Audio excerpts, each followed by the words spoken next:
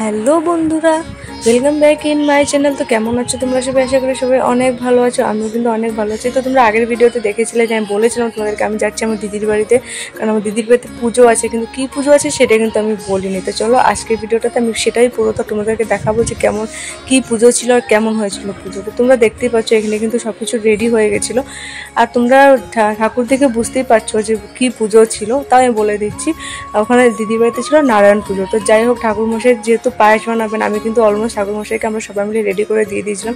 তারপরে আমি একটু এসেছিলাম দিদির বাড়ির একটু বাইরেটাতে, কারণ আমার খুব গরম লাগছিল। তো আমি দাঁড়িয়েছিলাম ওখানে, তখনই দেখতে পেলাম একটা সুন্দর কবুতর, কারণ আমাদের ডিমাপুরে কিন্তু কবুতর দেখা যায় না।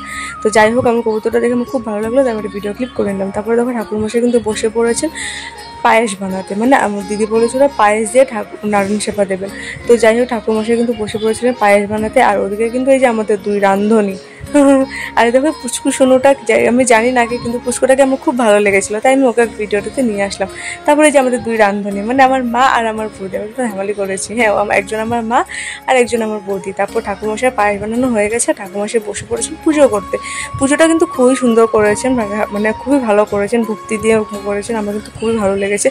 তোমাদের কেমন লেগেছে সেটা কিন্তু আমাকে অবশ্যই কমেন্টে জানাবে। আর তোমরা কারা কারা নারায়ণ পুজো পছন্দ করো বা তো ভালো লাগে, তোমরা কিন্তু সেটা অবশ্যই আমাকে কমেন্টে জানাবে। আর আমিও বসে পড়েছিলাম ঠাকুরমশাইয়ের সঙ্গে, কারণ ঠাকুরমশাই যদি কোনো হেল্প লাগে তাহলে সেটা তোমাকে করতে হবে, যেহেতু আমার দিদি অসুস্থ। তারপর কিন্তু ঠাকুরমশাই আমার নারায়ণ ঠাকুরকে ভোগ লাগিয়ে দিয়েছিলেন, তাই দরজাটা বন্ধ করে দিয়েছিলেন। আর আমিও দরজার বাইরে দিয়েছিলাম। আর আমাদের মা আর বৌদির কিন্তু রান্না অলমোস্ট শেষ হয়ে গেছিলো। তারপর শুরু হয়ে যাবে আমাদের এখন যজ্ঞ।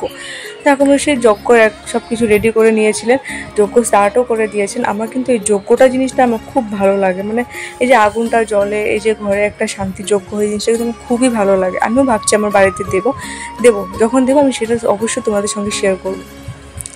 তারপর যজ্ঞটা কিন্তু খুব সুন্দর হয়েছিল, মানে খুবই সুন্দর হয়েছিল। তারপরে হয়ে গেছিলো আমাদের অঞ্জলি, আর আমাদের পুজোও শেষ হয়ে গেছিলো। এবার ঠাকুরমশাই যাওয়ার পালা।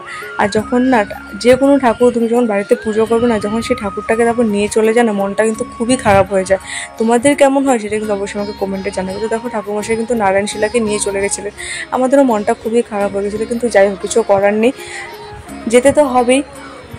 তারপর দেখো আসনটা কিন্তু খুবই খালি খালি লাগছিলো। তো যাই হোক, তারপরে আমাদের সবার খাওয়া দাওয়া স্টার্ট হয়ে গেছিলো।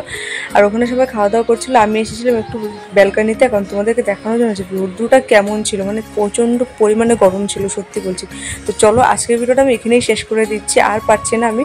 কেমন লেগেছে ভিডিওটা সেটা কিন্তু অবশ্যই আমাকে কমেন্টে জানাবে। আর ভালো লাগলে সাবস্ক্রাইব আর ফলো করে দেবে। টাটা, বাই বাই সবাইকে।